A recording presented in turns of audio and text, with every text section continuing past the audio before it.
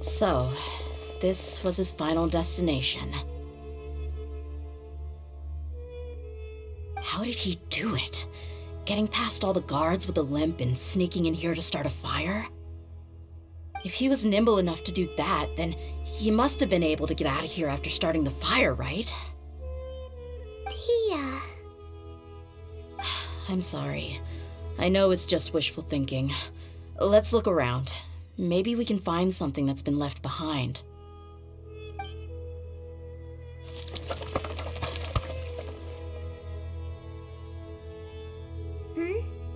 Is this a cane?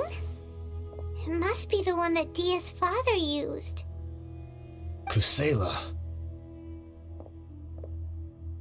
Thanks for everything, boss. We're fortunate to somehow find that cane after that fire. Let's split up and look around some more. What if something else has been left behind? But what else could survive a fire like that? Huh?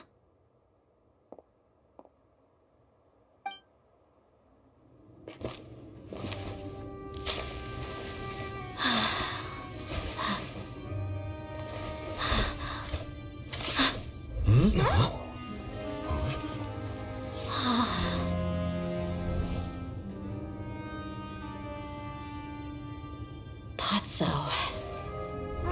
Wait! Isn't that the toy sword you played with as a child?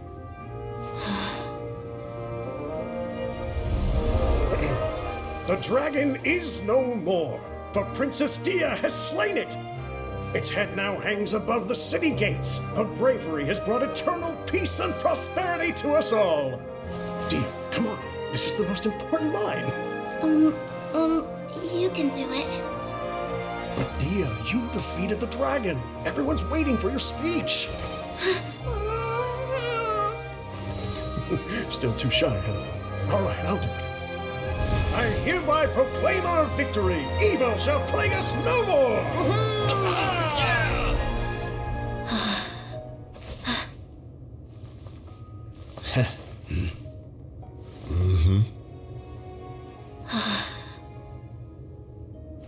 I hereby proclaim our victory. Evil shall plague us no more, Dad.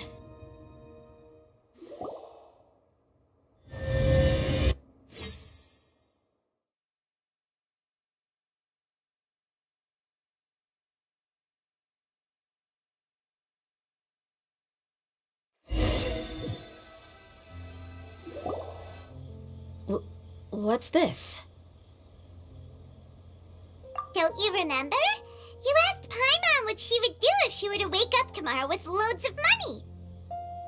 And Paimon said that she would get boatloads of tasty snacks. You looked super confused at the time, but said it was an adorable thing to say. These opportunities don't come by often. So today, Paimon's gonna treat you to a special crash course on Paimon's life philosophy. Hey, come on! Paimon's not that stingy. Anyway, the point is that you should eat to your heart's content. You'll feel better for sure once you've gotten something in your tummy. Dunyarzad will also be here shortly. She's already heard that we're back. Aw, thanks, you two. Honestly, this is very unlike me. I just had a lot on my mind on our way back, so I didn't know what to say. My chest was filled with all kinds of intense emotions. They just shook me even more than all the feelings we've shared during our previous adventures. But when everything came to an end, those emotions also vanished without a trace, and I was left feeling more empty than ever before. It was as if I'd lost the thing that was most important to me. Yeah, you're right. To many mercenaries, Mora is the most important thing in the world. But perhaps to us, it's the most worthless thing of all. Idrisi and the others all used to say that they would quit if there was no Mora to be had. But when it came to avenging my father, there was no Mora to be made anywhere. My reality shattered when I found out that the father who always told me hero stories was in fact a bad guy. But look at me now. Am I any different? Despite all my promises about never forgiving him and never trying to understand him, I still went to such lengths to find out the truth and nearly even shed tears for his sake. We're hypocrites, all of us. Yeah, you're right. It's just a pity that we often only recognize our true feelings after it's already too late. You're back! Are all of you all right? Ah, there she is. Yeah. Many people from the Corps of 30 came over, and I just wrapped up everything with my dad. All I can do now is wait for their verdict. Huh? Dehya, you're looking quite down again. Paimon will explain. A lot happened while we were gone. I'm sorry. I really should have controlled my emotions better. I just... It's all right, my lady. You were hurt by all of this as well. Truth be told, I'm starting to feel a little guilty watching you cry like this. But Dehya, oh, your pain must be even worse. You shouldn't need to comfort me. Hey, don't worry about me. If anything, this whole thing has finally shown me the difference between illusion and reality. My father probably thought that people could settle into new lives as long as they moved to a new environment. That thought has even crossed my mind a few times. It's like saying, what's wrong with adapting to a new life? However, there was always something deep within my mind that refused to accept it. This impulse brought me great turmoil, and even made me feel ashamed for turning my back on your father's kindness. But now that I consider it again, it all makes sense. The desert sands are a part of who I am, and I will never be able to lead a peaceful existence. I understand how you feel. That doesn't mean I won't be making any changes to my life, though. As an example, I'm now thinking about taking on some small odd jobs. It's just like Idrisi said. I also want to catch up to my father and become a character in his play. Even if the ending of the story may be childish and ridiculous, it won't really matter. Isn't that neat, though? Oh, you'll be a whole new kind of mercenary, one that's not out for Mora. Why don't we go for a change of scenery once we finish eating? What about stopping by the Grand Bazaar again? Right. You said you wanted to get a rug for your family. We'll come along too. I can't thank you enough for taking care of me this entire time.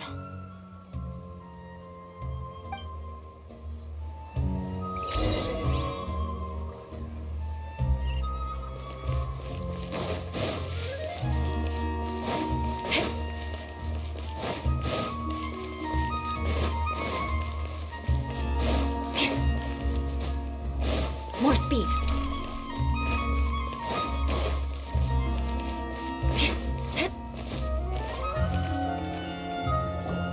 Oh, this rug here is quite something. The craftsmanship is exquisite, and the fabric is also of high quality. Ah, here you are. Finally, I found you. Hey! Aren't you that mercenary who bit his tongue? You can still talk? Wait, are you here to take revenge on us? What are you talking about? Do I look like I can take you all in a fight? I just came here to give you something. I'll be on my way to give myself up to the Corps after this. Once I woke up, I hurried to the Khan al-Ahmar's camp, hoping to alert them to your presence. But when I got there, I found no one except the members who were still too injured to move. Ah, so you probably got there after us. Yeah, they told me that they had exacted their revenge, and everyone had turned themselves in to the authorities. Even that last camp was not going to last for much longer. I had joined the cause to repay an old favor from Kusela. Now that everyone's already turned themselves in, I might as well do the same.